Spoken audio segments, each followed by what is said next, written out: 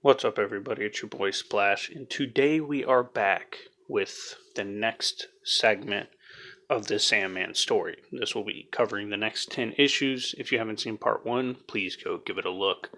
I'll be going over, the major points in the story of Sandman, giving you a rundown and scaling when need be. Fun story. I could tell why it's one of the most iconic comic book runs ever. But yeah, with that being said, man, we're just gonna go ahead and get it started now. Real quick, there won't be nearly as many pictures in this one as the first one because I literally have to go through and manually take the pictures. It takes forever, so I'll just post like main moments from the stories as we go. But anyways, let's move on now. Starting off, it's kind of revealed that a vortex or an anomaly is popping up in the real world and leaks into the dream. You know, Dream of the Endless is made wary of this situation, but he's not too worried about it. He's like, all right, I'll handle it when I handle it. So we're not initially that privy to much information. We just know that it should be a cause for concern, which is pretty crazy because we know already how strong Dream of the Endless is. Now, at the same time, not just members of Dream are aware of what's going on. We actually note that Desire, another member of the Endless, may seek to actually use this to exploit Dream himself. So we kind of, Desire makes sense, seems to be, the embodiment of desire and lust and all that.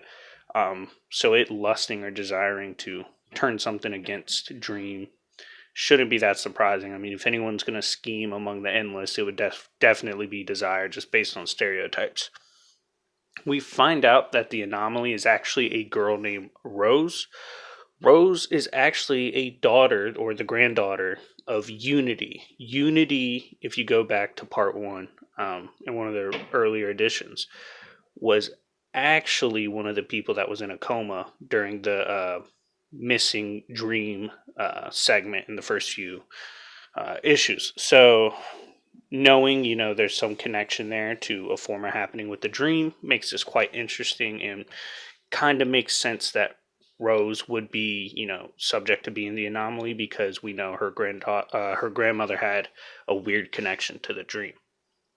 Um, it appears as well around this time that some nightmares have escaped the realm of Dream and are currently hiding away from Dream.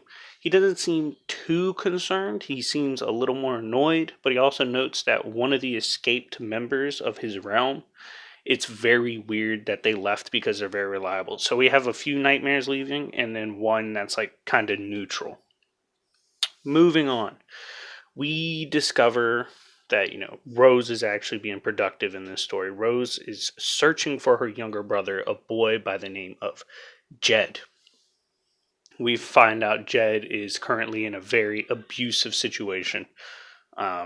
It's kind of graphic too, but this is interesting because when Dream finds out, he's kind of trying to figure out the motives of Rose, what she's doing, why she's turning into the anomaly, what she's doing as the anomaly, and he discovers that she's searching for her younger brother. So he searches through, the dreams looking for the brother. Dream actually can't find him connected to the dreaming, which makes him question the situation. This is when we see that a nightmare that escaped, at least what we're assuming is a nightmare, going by the name of Corinthian, is killing and torturing people for fun. So, this kind of establishes that Corinthian is definitely a bad guy manifesting on Earth. Now, moving on, Dream actually discovers where Jed is and is pissed. It turns out that brute strength and cunning had taken him and stored him away. These are two escaped people from the dream realm, and he's like, okay, definitely pulling up when I get the location. So Rose was actually going to get jumped in an alley during, situation looking for her brother. She was rescued by a man who looks like the head of Monopoly character. His name's Gilbert, introduces himself as Gilbert. Initially, I was like, he might be a creep, he might be weird, but he's actually very nice to her and is very helpful to her. So I'm kind of led to believe at this point that, he is the neutral Dream that Dream was surprised left the realm. So he decides to help her set off to find Jed. At this point, Dream runs up on Brute and Glob, the two, cunning and brute strength, runs up on them. And what they were doing is like having a perpetual nightmare. And in that nightmare, they had a man and woman actually, stuck in there. And the man believes he's the Sandman. And when Dream pulls up and he's like, yo, y'all need to end this, the dude's like, I'm Sandman. Dream's like, what? Like, bro, I don't think you know how to power scale. And he like dismisses it.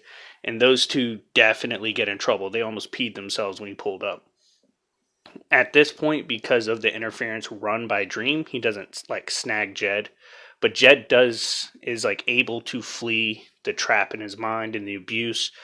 And when he flees, he's running away. He runs and, waves down a car. In the car, the driver is, yes, the torture guy. He actually seems to like eyeballs. Corinthian. So Corinthian is now in possession of little boy Jed.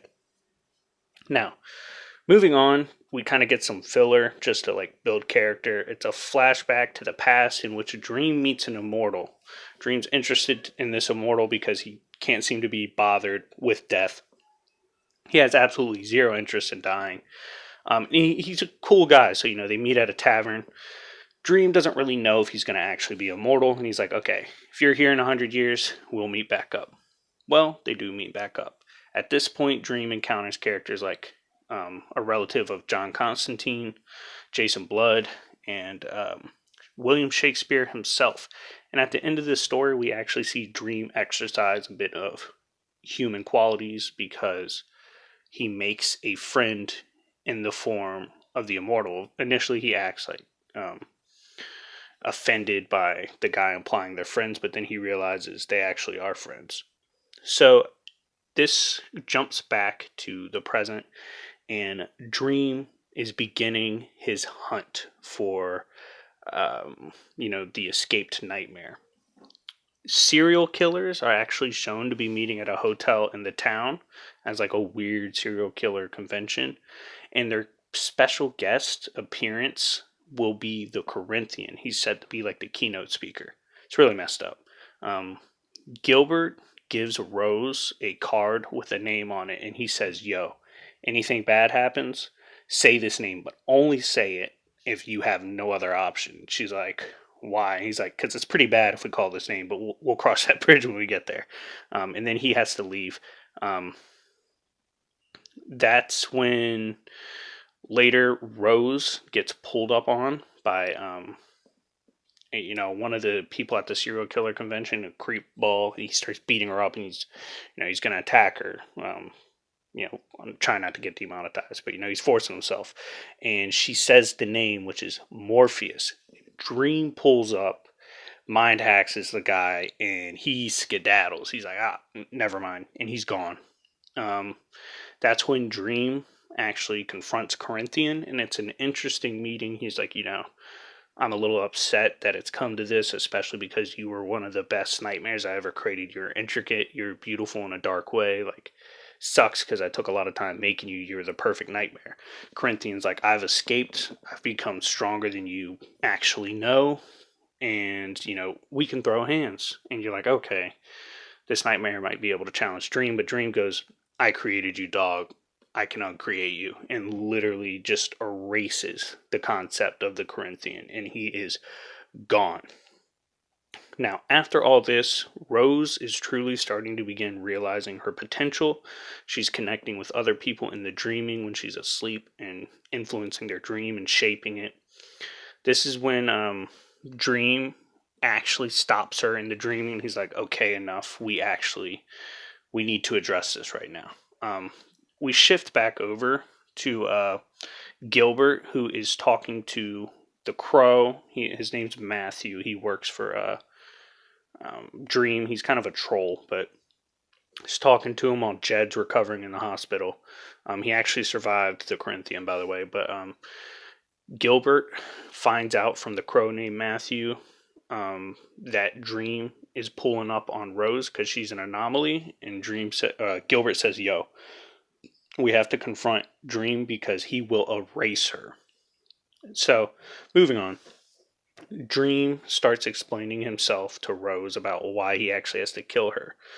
Essentially, when you have an anomaly, they are actually a threat to destroy or permanently harm the dreaming itself. So Rose is actually very powerful, and he's like, you're not doing anything intentionally bad, but your existence itself, I have to kill you. And it's interesting because he says he's actually not supposed to kill humans, but he's granted special permission to kill anomalies. Gilbert and Matthew head to the dreamscape in order to, confront Dream and try to get him to stop. We see old lady Unity actually pull up to the dreamscape. When she does, she confronts Dream and her granddaughter who's about to be killed, and she says, "No, I'm actually dying already, and I can replace her."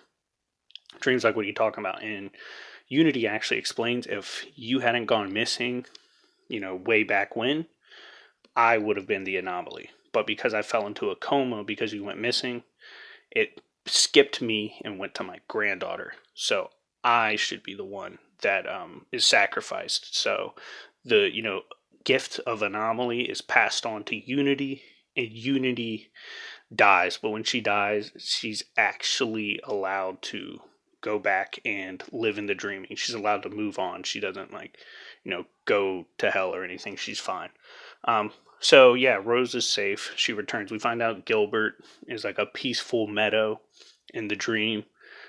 Dream's upset at Gilbert for leaving, but he forgives him. He's like, we'll talk about it later. It's not that big of a deal. But yeah, so Rose survives. Her grandma dies in her place. Moving on. We see one of the more tense moments in the comic, and it's pretty lit too. Dream pulls up on Desire. When he does, he's not playing games at all. And you got to remember, Desire isn't endless too. Like a basic archetypal almost concept of desire, lust, something you want. So wildly powerful. Desire actually admits to interfering with Dream, with the anomaly, like trying to trick him, try to play games with him. And Dream is mad because Desire's, I guess, messed with Dream before. He just does not like his sibling.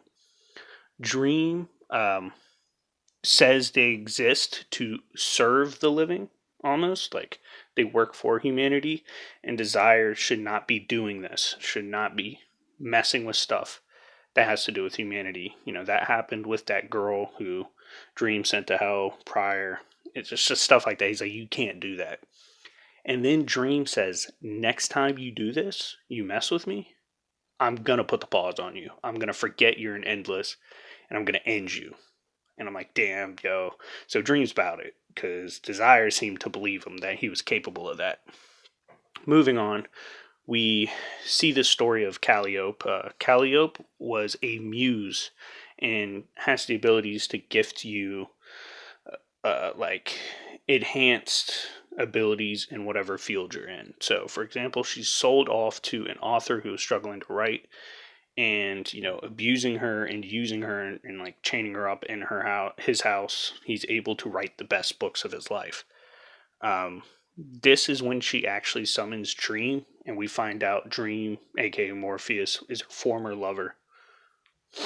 And Dream doesn't really understand why she would call upon him, but she's like, yo, I had no choice.